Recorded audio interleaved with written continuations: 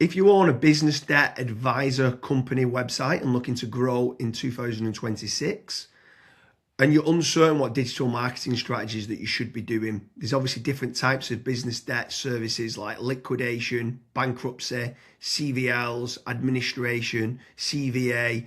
What bits of those should you be trying to target? If you own a business debt advisor company, Kasra, what bit of advice would you give to them before spending any money on marketing? So for business debt advisors, the biggest piece of advice that I would give is to set up some KPIs, look at profitability. You want to know exactly how much money you're spending on each campaign, how many leads you're generating, what the quality of those leads are looking like. Once you have those facts and figures in place, digital marketing becomes a lot more predictable. You can switch certain campaigns off, or you can even double down on certain campaigns that are actually working for your business as well. So James, for business debt advisors, what are some digital marketing strategies that you would recommend? So step number one for me has got to be branding or brand SEO and making certain that you're looking good online, you've got a strong reputation. I think everything needs to start, the foundations need to start with a positive kind of brand SERP of who you are and what you do.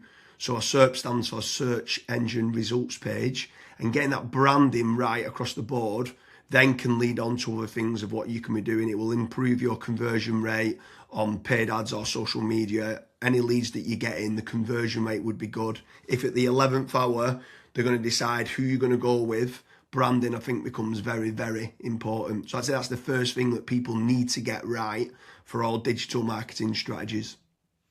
My next strategy is going to be AI visibility. I feel like more and more companies are actually looking into this. So what does ChatGPT, Claude, Gemini, Grok, Perplexity say about your brand or about your business? Is it a positive thing or is it a negative thing? And also trying to figure out what it says about your competitors as well. And obviously trying to improve that's really important. Some people call it AI SEO, some people call it GEO, some people call it LLM optimization. But this is going to be a big thing in 2026 and also in the years to come as well. Yeah, I think that's a huge strategy that people need to be looking at with regards to artificial intelligence. More and more people are obviously using AI. The next one for me is filling in the form at FatRank or Promo SEO, which do a commission-based lead generation service for UK companies looking to grow. I think it's important to be looking at your own digital marketing efforts to generate your own leads, but also if you can use some freelancers and outsource some as well, you've got that diversification of leads. So head on over to fatrank.com, fill in the form and see whether they can help you with a no-risk supply of inquiries. Promise you'll also do a very similar performance-based lead generation service as well that you might want to fill in the form with there, and just double check whether you can go and get a third-party lead generation company to top up and start generating you some leads for your business to grow in 2026. Yeah, and then next on the list is Google Business Profiles, so Google Map listings. This is like local SEO where you basically just try and get more reviews. You build out your Google Business Profile in your local area. Now, there's pros and cons to this. I think the biggest pro is that once it is actually ranking, you're going to be consistently generating leads. However, to get from nowhere, like let's say you do not have a Google Maps listing at all, to get it ranking to position number one, the issue you've got with that is there might be, let's say, a 60 or 100 review deficit. And to obviously get those reviews, you need leads. So it's one of those things. It's like the chicken and the egg. I for one just think it's good for personal branding or for branding of your company. So always try and get the Google Maps listing, but you should always know the pros and cons to it as well. Yeah, for certain. If you're in a local area, you want to try and get those local maps listing. For me, you need to be omni-channel and omnipresent. Yeah. I think the next part is SEO in general, so organic SEO. Can you be building up your website to try and get your website ranking better? If you are in local area, you might want to do your service with the area of where you cover. So like plumbing in Manchester, create a page for that. Hopefully then share that on the Google business profile of what you mentioned. but trying to get organic rankings, the amount of search volume that people are out there searching for different services of what you do, or it could be some blog posts that you could be doing as well. There's different strategies on there that you can be doing, but ideally you want good quality content, build up topical authority, and try and get some third-party backlinks to power up the site to get those organic SEO rankings. I think that's another big part that you need to be doing as part of your digital marketing strategies in 2026. Yeah, and then the next one, which kind of ties back to what you were saying before, James, is obviously organic social media. Now, organic social media, I think it's more of a numbers game. So try to create good content that your audience would actually view. Like I see this time and time again where I look at brands and they've just published maybe 4 or 5 posts on their Instagram profile and they've not been active for 3 years, right? That's not going to drive you sales. But if you can do how-tos, if you can do guides, maybe you can do before and afters, right? If you can do content like that, that way people will see you on socials and they will actually click to actually figure out more about you, fill in the contact form. The caveat to organic social media, yes, it's free to do. It's not like PPC, for example, but it is very much a numbers game. So you want to be consistently uploading, maybe not every day, but at least 3 or 4 times a week. Yeah, for sure. On the subject of social media, paid social ads as well is massive. I'm a massive advocate of the kind of the dollar a day strategy of what people talk about. So if you are going to be taking the time to be posting every day, like you mentioned there, for organic social media, just spending a few pounds on those posts and boosting it.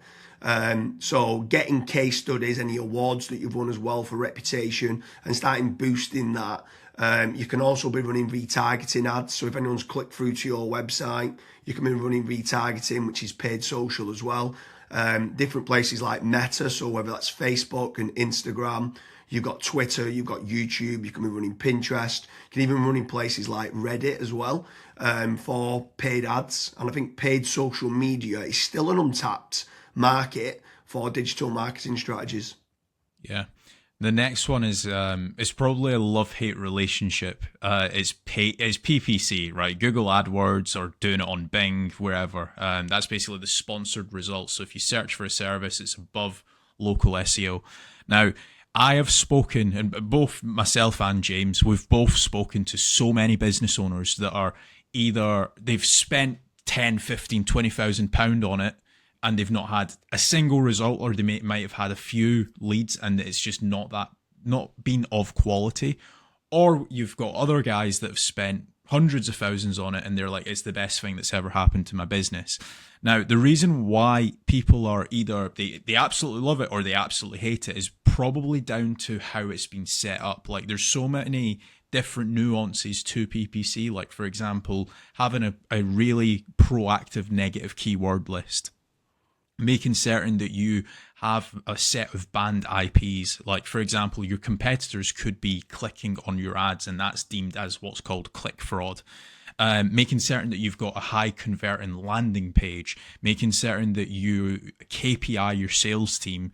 So when a PPC lead comes in, that is one of the first priorities that they actually take when it comes to contacting the lead. There's all of these different nuances, and if you're not on the ball with PPC, it's probably not going to work for your business. However, if you've got a really good, well-refined sales team, you've got a really good landing page, you've got a well-kept, up-to-date negative keyword list, you are using click fraud software, at that point, it will actually probably perform well for you. But again, just know the pros and cons to PPC.